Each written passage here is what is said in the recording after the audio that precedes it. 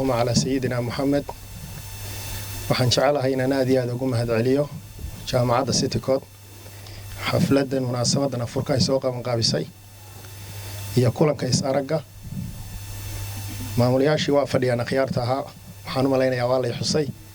marka aad iyo aad baan jaamacadda xiriirka madaarista iskuulada la leedahay iyo xiriirka maaragtay wanaagsan oo maaragtay bulshada inay halka ka sii joogtayso